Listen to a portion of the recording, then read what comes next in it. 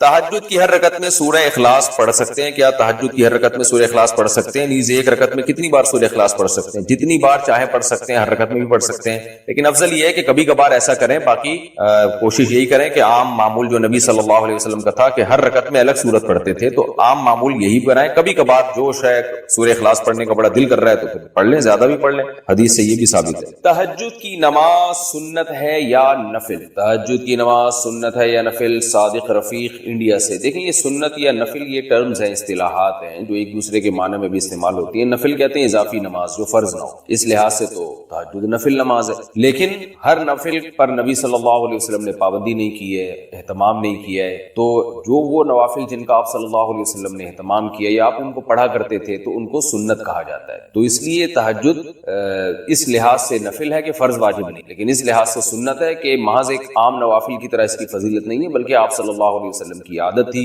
تو اس لحاظ سے یہ سنت ہے. تو بہتر لفظ اس کے لیے سنت ہی ہے، اور یہ عام سنت نہیں ہے، اس کی بے پناہ فضیلت ہے. قرآن مجید میں اللہ نے اہل جنت کی جہاں بھی صفات بیان کی ان میں تہجد کا بھی عموماً ذکر کیا ہے. جیسے قرآن مجید میں آتا ہے کہ الذین یبیتون لربہم سجدا وقیاما، ہمارے جو نیک بندے ہیں وہ راتوں کو ہمارے سامنے سجدہ اور قیام کرتے ہیں. اور سورہ سجدہ میں اللہ تعالیٰ کے ارشاد ہے تتجافى جنوبهم عن المضاجع يدعون ربهم خوفا وطمعا، کہ ہمارے نیک لوگوں کے پہلو رات کو بستروں سے جدا ہو جاتے ہیں اور اپنے رب کو پکارتے ہیں خوف اور امید سے. تو یہ ساری چیزیں ہیں. نبی صلی اللہ علیہ وسلم نے ایک صحابی کے بارے میں فرمایا کہ فلاں کتنا ہی اچھا ہے، کاش وہ تہجد پڑھ لیتا. تو اس طرح کی روایات ہیں. تو آپ صلی اللہ علیہ وسلم نے عبداللہ بن عمر کے بارے میں فرمایا، ان کو وصیت کی، ان کے بارے میں صحابی سے فرمایا کہ یہ تہجد کی کا اہتمام کریں تو کیا ہی خوب ہے. عبداللہ بن عمر فرماتے ہیں اس کے بعد سے میں نے کبھی تہجد نہیں چھوڑی ہے. تو ایسی بہت ساری روایات ملتی ہیں. سورہ مزمل کا پورا دوسرا رکوع ہے ہی تہجد سے متعلق. ان ربک یعلم انک تقوم ادنی من ثلثی اللیل ونصفہ وثلثہ وطائفۃ من الذین معک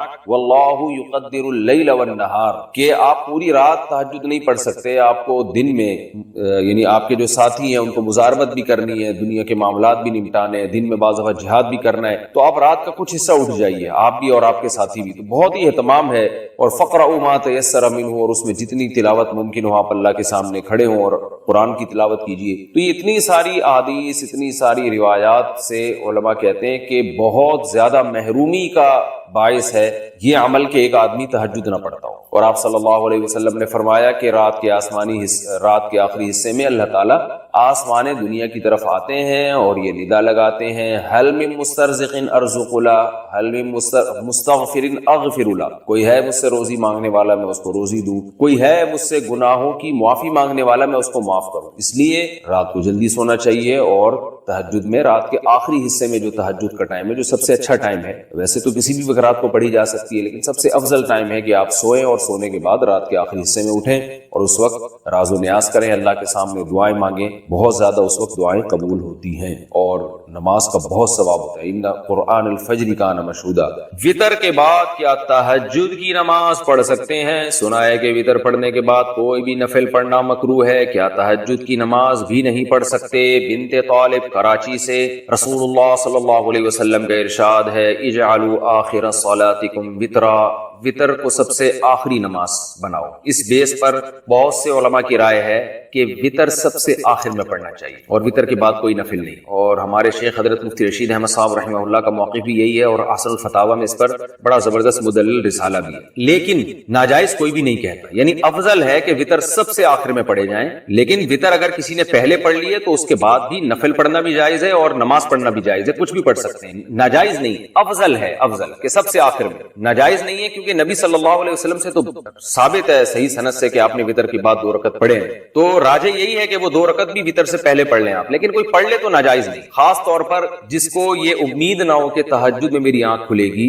وہ اگر وتر چھوڑ کے سو جائے گا اور رات کو آنکھ نہ کھلی تو وتر قضا ہو جائیں گے، اور وتر کی نماز واجب ہے. آپ صلی اللہ علیہ وسلم کی صحیح حدیث ہے اس بارے میں، من لم یوتر ان اللہ زادکم صلاۃ الا وہی الوتر، اللہ نے ایک اور نماز ہمارے لیے بڑھا دی اور وہ وتر ہے. تو وتر کے وجوب کے بڑے مضبوط دلائل ہیں، بہت سخت تاکید ہے وتر کی، تو اس کو آپ قضا نہیں کر سکتے. تو اگر رات کو آنکھ کھلنے کا خوف نہ ہو کہ پتہ نہیں آنکھ کھلے گی نہیں کھلے گی، تو پھر آپ کو چاہیے کہ عشاء کی نماز کے ساتھ ہی وتر پڑھ لیں. پھر اگر آنکھ کھلتی ہے تو تہجد بھی پڑھیں، تہجد کو ضائع نہ کریں. تو بہتر یہی ہے کہ وتر سب سے آخر میں ہو، لیکن پہلے پڑھ لیے تو بھی بلا کراہت، بغیر کسی کراہت کے نماز پڑھنا جائز، اس میں کوئی مکروہ نہیں. تہجد کا صحیح وقت کیا ہے؟ تہجد کے اوقات کے بارے میں تفصیل سے بتا دیں. یہاں 4 بجے فجر کی اذان ہوتی ہے، کیا ہم 3:30 بجے اٹھ کر تہجد پڑھ سکتے ہیں؟ کیا اس سے ہمیں تہجد کی فضیلت حاصل ہو جائے گی؟ سہرش کشمیر سے پوچھتی. تہجد کا جو وقت ہے نا، وہ رات کا آخری حصہ بہتر وقت. اور رات کا آخری حصہ کیا ہوتا ہے؟ آپ جو چارٹ ہوتا ہے یا جو نقشے ہوتے ہیں جس میں سحری کا وقت لکھا ہوتا ہے وہ ہر علاقے میں مختلف ہے، تو آپ وہ دیکھیں یا نیٹ پہ سرچ کر لیں.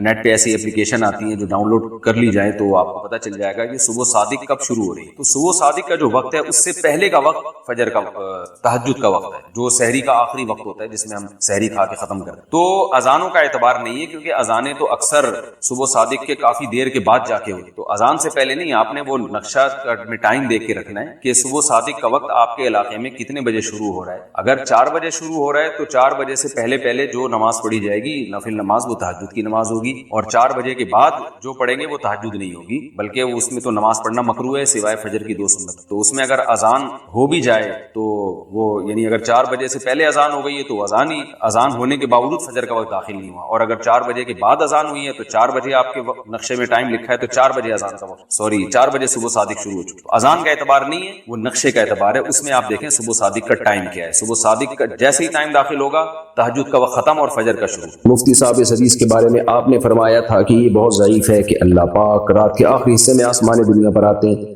اور اعلان کرتے ہیں کہ جس کو جو مانگنا ہے وہ مانگو، میں اس کی وہ حاجت پوری کروں گا. تو پھر رات کو اٹھ کر تہجد پڑھنے میں اللہ سے مانگنے کے بارے میں بتا دیجئے. بھائی میں نے تو ایسا نہیں کہا کہ یہ حدیث بہت ضعیف ہے، رات کے آخری حصے میں اللہ تعالیٰ آتے ہیں. آپ نے میری طرف ایسے ہی نسبت کر دی. یہ تو صحیح حدیث ہے، رات کے آخری حصے میں آسمان دنیا کی طرف اللہ آتے ہیں. حل من مستغفر اغفر له، حل من مسترزق ارزق له. کوئی ہے مجھ سے توبہ طلب کرنے والا، میں اس کی گناہوں کو معاف کروں. کوئی ہے مجھ سے رزق طلب کرنے والا، میں اس کی روزی میں برکت دوں. یہ صحیح ہے، میں نے نہیں کہا کہ یہ ضعیف حدیث ہے. مفتی صاحب 5 بھائی اور ان کے بیوی بچے ساتھ میں رہتے ہیں اور 4 بھائیوں میں کوئی کم اور کوئی زیادہ کما لیتا ہے، اور ایک بھائی معذور ہے. ایک بھائی نے ساری زمین جائیداد اپنے نام کر لی ہے، اب ان سب کا جائیداد میں حصہ کیسے ہوگا؟ دیکھیں چاروں بھائی جب ساتھ رہتے ہیں اور مشترکہ کماتے ہیں تو اگر کاروبار بھی ایک ہے تو پھر کوئی کم کوئی زیادہ کمائے تو بھی سب اس میں مشترک ہی ہوتے ہیں. جب تقسیم ہوگا تو برابر ہوگا. لیکن سب کا اپنا الگ الگ بزنس اگر ہے تو پھر جو زیادہ کما رہا ہے یا کم کما رہا ہے اس میں جو گھر میں خرچ ہو گیا وہ تو سب میں مشترک ہی ہوگا. لیکن سب نے الگ الگ کوئی پراپرٹی اپنے پیسوں سے بنائی ہے تو وہ اس کی ہوگی. باقی ایک بھائی نے اگر ساری جائیداد زمین اپنے نام کر لی ہے تو اس سے وہ اس کی ہوگی نہیں، یہ ذہن میں رکھیں. یہ نہیں ہوگی ان کی، بلکہ دیکھا جائے گا اس جائیداد میں کس بھائی نے کتنا حصہ ڈالا تھا اس کی خریداری میں. یعنی بڑے بھائی نے اگر مثال کے طور پر یہ کام کیا ہے تو دیکھا جائے گا کہ باقی بھائیوں کا اس میں کتنا شیئر تھا، کتنا ان کی پارٹیسپیٹ کیا تھا یا کتنا تعاون کیا تھا. تو ہر شخص اس میں ان کے ساتھ شریک ہوگا. اور اگر یہ ابا کا بزنس تھا جس میں سارے بھائی مشترکہ طور پر کاروبار کر رہے ہیں تو پھر تو اس میں بہنوں کا بھی حصہ ہوگا. تو بھائیوں نے ابا کے بزنس کو جتنی مرضی ترقی دیں اس سے وہ بھائی اس بزنس کے مالک نہیں بن جاتے. خوب سمجھ لو. کیا ہری جان کے ہاتھ کا بنا ہوا کھانا کھا سکتے ہیں؟ ہری جان کیا ہوتا ہے بھائی صاحب؟ انڈیا میں ہری جان سب سے چھوٹی ہندو کاسٹ ہے. بھائی کھا سکتے ہیں، ہاتھ کا بنا ہوا کھانا کسی کو بھی کھا سکتے ہیں. اگر طواف کے دوران بھولے سے چہرے پر کپڑا لگ جائے اور یاد آنے پر بھی بدلنے کا موقع نہ ملے تو اس کے بارے میں کیا حکم ہے؟ چہرے پہ کپڑا جان کے لگے بھولے سے لگے، احرام کی حالت میں جو بھی غلطیاں ہوتی ہیں ان میں جان کے کریں یا بھولے سے کریں سب میں جنایت ہی شمار ہوتی ہے، وہ یعنی غلطی ہی شمار ہوتی ہے. تو اب اگر منہ پہ کپڑا لگ گیا تو کپڑا کم از کم 12 گھنٹے تک منہ ڈھکا رہے گا نا کپڑے سے تو دم لازم ہوتا ہے. تو تھوڑا تھوڑا کر کے لگ گیا تو بس جاتے ہوئے چند ریال صدقہ کر دیں گے تو انشاءاللہ وہ جو بھی یعنی احرام کی پابندیوں کی مخالفت ہوئی ہے اس کی خود بخود تلافی ہو جائے گی. دم واجب نہیں ہوتا اس سے تھوڑی اتنی سی دیر لگنے سے. علی گڑھ صاحب جو لوگ زندہ نہیں ہیں ان کے نام سے کاروبار کرنا کیسا ہے؟ کیوں کر رہے ہیں بھائی ان کے نام سے کاروبار؟ کچھ سمجھ سے بالا تر ہے. تو باقی کر سکتے ہیں کسی کے بھی نام سے، البتہ ہو سکتا ہے کہ ان کے وارثین کو اعتراض ہو کہ ہمارے ابا کا نام کیوں کیش کرا رہے ہو، اگر ان کو اعتراض نہیں ہے تو کر سکتے ہیں۔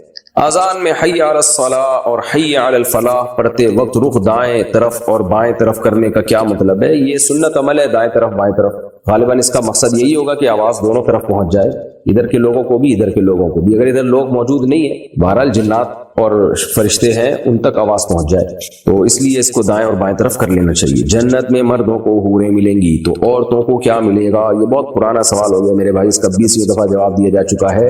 دیکھو جنت جو ہے، جنت وہ آپ کی ہر خواہش پوری ہونے کی جگہ ہے، تو جس کی جو خواہش ہوتی ہے وہ پوری ہوگی نا۔ اللہ تعالیٰ نے مرد اور عورت کو ایک الگ الگ جنس بنایا ہے خواہشات کے اعتبار سے، تو عورتوں کو زیادہ مردوں کی خواہش ہوتی نہیں ہے، عورت ایک ہی مرد چاہتی ہے، یہ اس کی نیچر ہے۔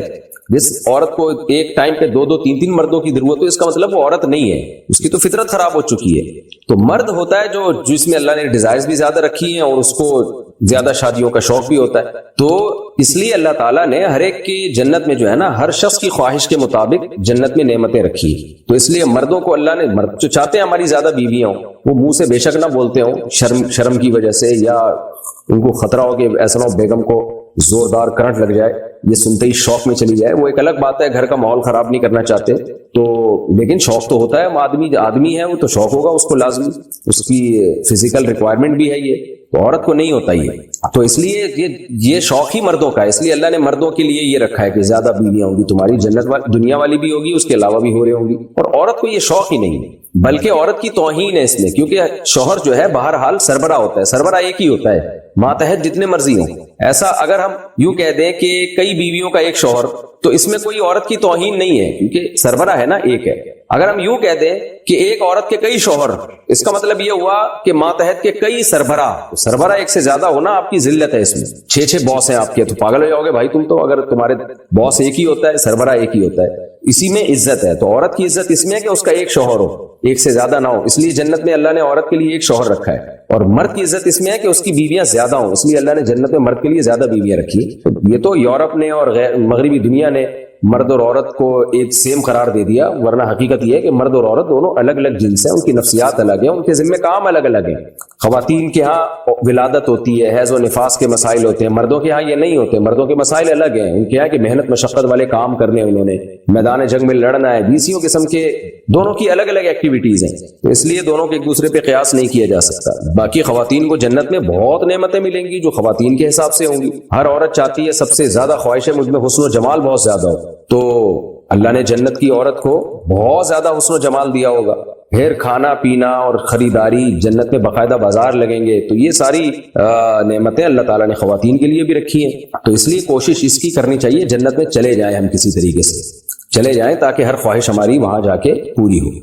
ہاں کسی کو یہ خیال ہو کہ اگر کسی کو خواہش ہی ایسی پیدا ہو رہی ہے، وہ ایک صاحب مجھے کہنے لگے اگر جنت میں کسی کا چرس پینے کا دل چاہ رہا ہے، میں نے کہا چرسیوں کے لیے جہنم ہے بھائی، چرسیوں کے لیے جنت اللہ نے کب کہا کہ ہے؟ تو جنت میں تو پاکیزہ لوگ جائیں گے نا، تو پاکیزہ ہی صفات ہوں گی ان کی، ان کو پاکیزہ چیزیں ہی پسند ہوں گی۔ مجھے اپنے کاروبار میں بہت پریشانیاں ہیں، ایسا لگتا ہے کسی نے کچھ جادو کر دیا ہے۔ جس کو بھی کوئی پریشانی ہو اس کو اس زمانے میں ایسا لگتا ہے کہ کسی نے کچھ کر دیا ہے۔ اللہ تعالیٰ تو کہتے ہیں ما یفتح اللہ للناس من رحمت فلا ممسک لہ، ما یفتح اللہ للناس من رحمت فلا ممسک لہ وما یمسک فلا مرسل لہ من بعدہ۔ اللہ کسی کو کوئی نعمت دیں تو کسی کا کوئی دنیا کی طاقت روک نہیں سکتی، اور نعمت نہ دیں تو کوئی اس نعمت کو دلوا نہیں سکتا، یہ تو اللہ کا قرآن میں حکم ہے۔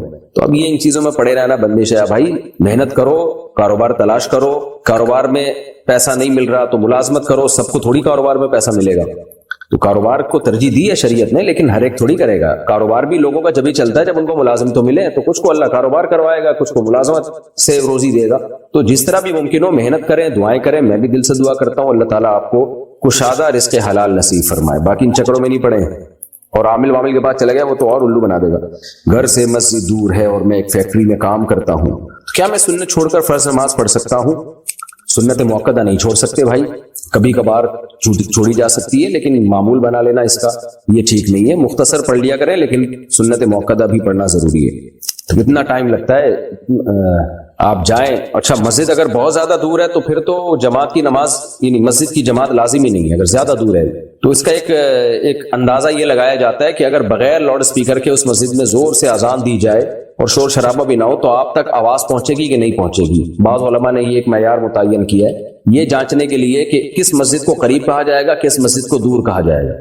تو اگر خاموشی کا وقت اور اس مسجد میں فرض کر لیں بغیر اسپیکر کے اذان دی جا رہی ہے چھت پہ چڑھ کے زور سے, تو آپ تک آواز پہنچ رہی ہے تو پھر آپ اسی مسجد کی حدود میں آتے ہیں. اور اس کی تائید حدیث سے بھی ہوتی ہے کہ آپ نے صحابی سے فرمایا تسمعوا النداء, تم اذان کی آواز سنتے, انہوں نے فرمایا ہاں, فرمایا پھر مسجد میں ہی آنا پڑے گا, حالانکہ وہ نابینا صحابی تھے. تو اس سے پتہ چلتا ہے بھائی کہ جس تک اذان کی آواز پہنچ رہی ہے تو وہ, اور اذان کی نیچرل طریقے سے یعنی بغیر لاؤڈ اسپیکر کے, کیونکہ لاؤڈ اسپیکر کے ذریعے تو پھر کہاں کہاں پہنچائی جا سکتی ہے.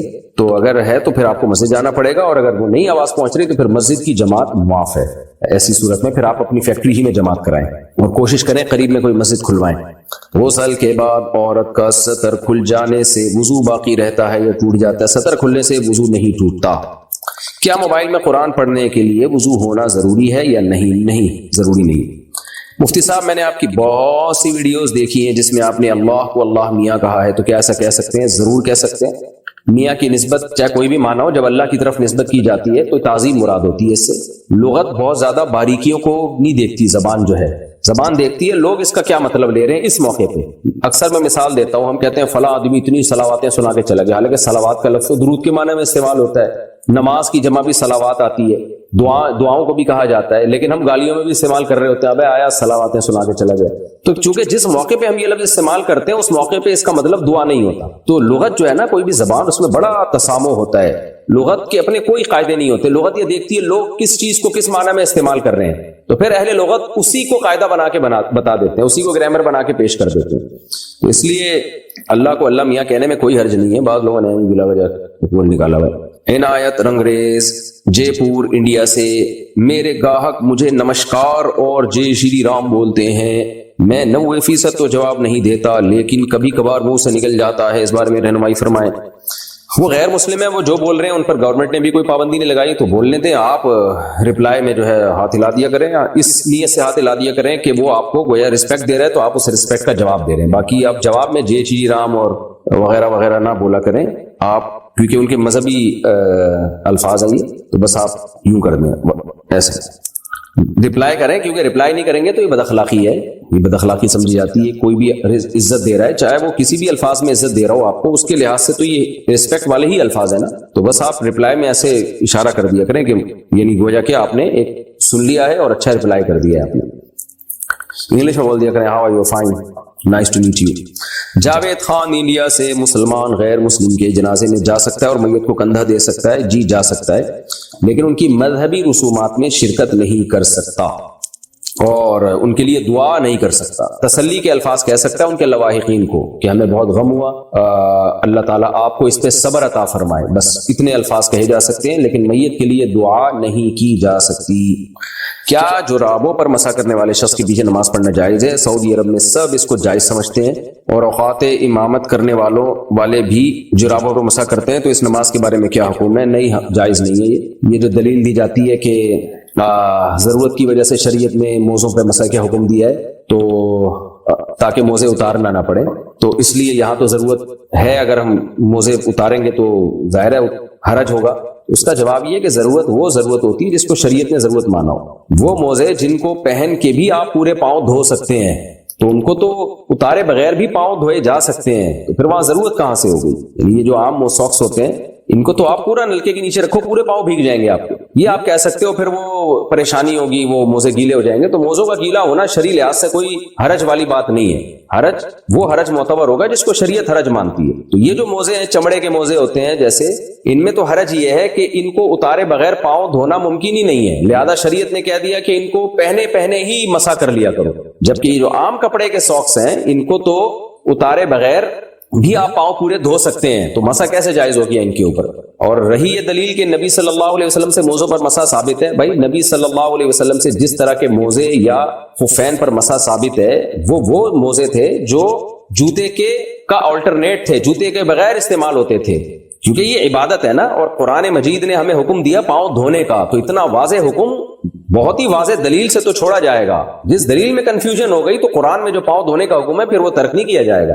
ورنہ تو بعض لوگوں نے یہاں تک بھی کہہ دیا پاؤں پہ ٹیشو باندھ کے بھی آپ مسا کر سکتے ہیں. ان کو کیا, آپ کس دلیل سے آپ رد کریں گے؟ ان پاؤں کا صرف ڈھکا ہونا کافی نہیں ہے, وہ موزے پاؤں میں پہنے ہوئے ہوں جو جوتوں کا آلٹرنیٹ ہوتے ہیں. اس لیے فقہاء نے, چاروں ائمہ نے کچھ نہ کچھ شرطیں لگائی ہیں اس پہ اپنے اپنے اجتہاد کے حساب سے, کیونکہ چاروں نے اس چیز کو ملحوظ رکھا ہے کہ بھئی جوتوں کا آلٹرنیٹ کون کون سے موزے ہو سکتے ہیں. پھر کسی نے شرط لگائی کہ نیچے بھی چمڑا اوپر بھی چمڑا, کسی نے کہا نہیں صرف اوپر چمڑا ہونا کافی, وغیرہ وغیرہ. میں ان شرطوں کی تفصیل میں نہیں جاؤں گا, لیکن یہ جو موزے ہیں, جو عام موزے آ رہے ہیں, تو نبی کے دور میں تھے ہی نہیں بھائی. تو نہ یہ وہ والے موزے ہیں, نہ ان جیسے موزے ہیں. ضروری نہیں کہ وہ موزے پہنے جو نبی کے دور میں تھے, بلکہ ان جیسے بھی پہنیں گے تو بھی مسا جائز ہوگا. لیکن یہ نہ وہ ہے نہ ان جیسے ہیں, تو انہیں پہن کے تو کوئی بھی پیدل نہیں چلتا.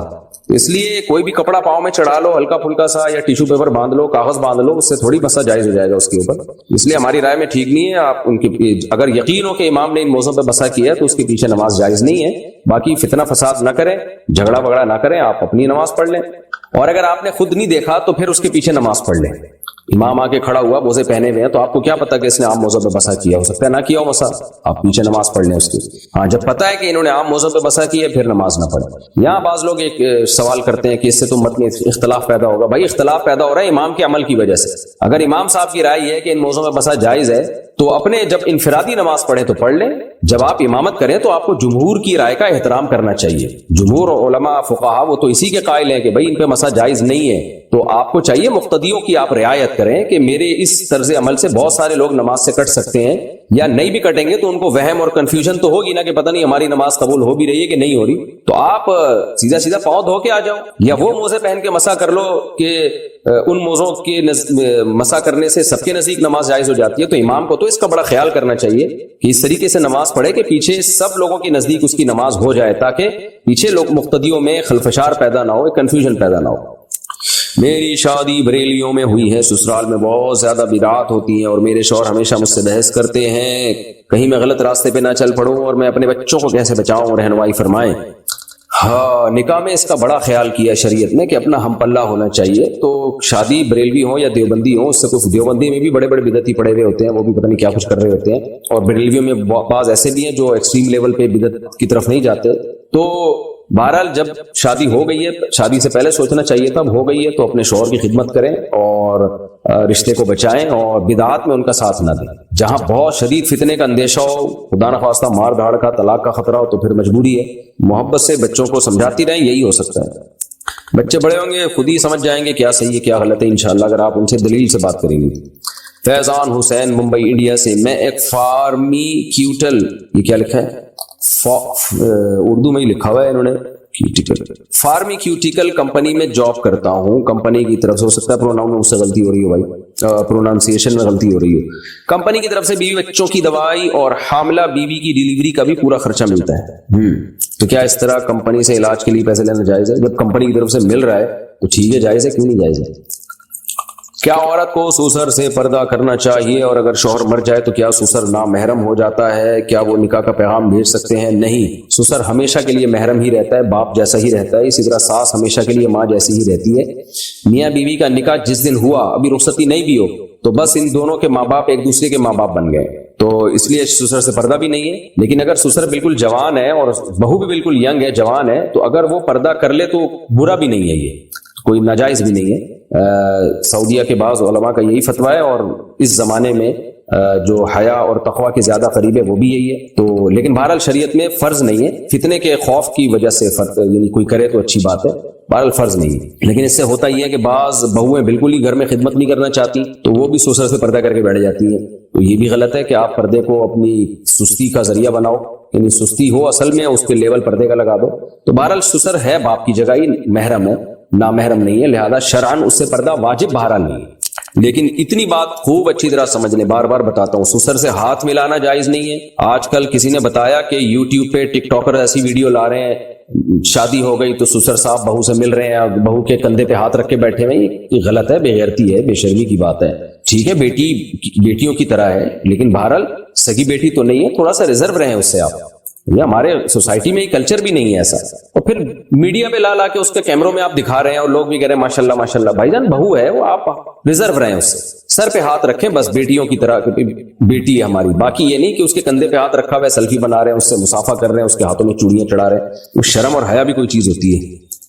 اچھا بھائی، سیدنا عباس رضی اللہ عنہ سے مروی ہے کہ اللہ تعالیٰ نے تمہارے نبی صلی اللہ علیہ وسلم کی زبان کے مطابق مقیم پر 4، مسافر پر 2 اور ڈرنے والے پر 1 رکعت فرض کی ہے. اس حدیث کا مطلب بتا دیں، مجھے دیکھنی پڑے گی بھائی یہ حدیث کہاں ہے.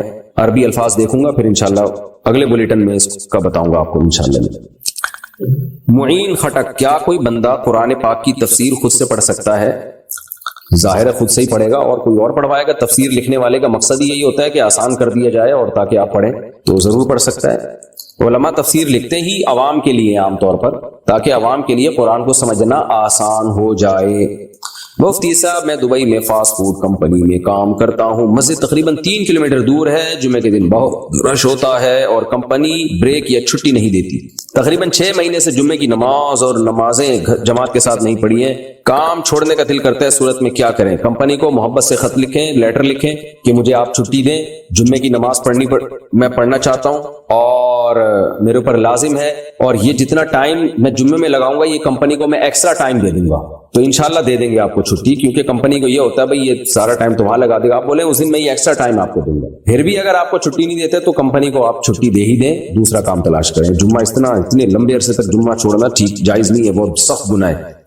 بچوں کا ٹی وی کمرشل ایڈ میں کام کرنا کیسا ہے؟ اگر ایڈ جائز چیز کا ہے تو اس میں کام بھی جائز ہے، لیکن چھوٹے بچوں کو جب میڈیا پہ بہت زیادہ آتے ہیں نا، تھوڑا بہت تو ٹھیک ہے، بہت زیادہ آتے ہیں تو بچوں میں بگڑنے کا خطرہ ہوتا ہے. بچے وقت سے پہلے اپنے آپ کو بڑا سمجھنا شروع کر دیتے ہیں، اور پھر ان کی جو گروتھ ہے نا مینٹل، وہ متاثر ہوتی ہے. بچے میں بہت زیادہ کانفیڈنس پیدا کرنا بھی ٹھیک نہیں ہے، تو وہ پھر بگڑنے کا چانس اس کا ہوتا ہے. بچہ تھوڑا سا بچہ ہی رہے تو کبھی کبھار تو ٹھیک ہے، لیکن زیادہ بچوں کو اس طرح میڈیا پہ لانا اور ان کو جو ہے وہ شو بازی ان میں آ جاتی ہے، پھر تو ان کے اخلاق بگڑنے کا خطرہ ہوتا ہے. ایک ولاگر تھے گلگت کے یا پتہ نہیں کہیں ادھر چترال وغیرہ کے، ان کا بچہ بہت ویڈیوز آ رہی تھی، وہ لاکھوں روپے کما رہے تھے اس سے، لیکن انہوں نے اپنے بچے کو ہٹا دیا وہاں سے کہ بھائی یہ خراب ہو جائے گا، کیونکہ لوگ کمنٹس بھی بچے کے لیے بہت کر رہے ہیں اور بہت زیادہ. تھوڑا بہت تو چلتا ہے، وہ تو کوئی اتنا مسئلہ نہیں ہے، لیکن بچے ہی کا چینل بن گیا، بچہ ہی ولاگ بنا کے ڈال رہا ہے، چھوٹا بچہ، تو ان کے ابا نے وہ بالکل ختم کرا دیا. تو میں نے کہا بڑا خاندانی ابا ہے، پیسوں کو قربان کر دیا بچے کی تربیت پہ. ایسے ہی ابا ہونے چاہیے. آج کل لوگ کیا کر رہے ہیں، بچوں کی تربیت ایک طرف اور خوبصورت بیویاں لا کے اپنے چینل کو پروموٹ کر رہے ہوتے ہیں، اور ان کے جو ہے وہ ادھورے لباس ہوتے ہیں. اور پیسہ اور غیرت میں جب ٹکراؤ ہوگا بھائی تو غیرت کو ترجیح دو، پیسے کو دوسرے نمبر پہ رکھو. رضی انصاری انڈیا سے، میں نماز پڑھتا ہوں لیکن میری والدہ نماز نہیں پڑھتی، میں ان کو نماز کے لیے کس طرح کہوں؟ اور اپنی بہو سے بہت نفرت کرتی ہیں، برائے مہربانی کوئی دعا یا حل بتا دیں جس سے دونوں میں محبت پیدا ہو جائے.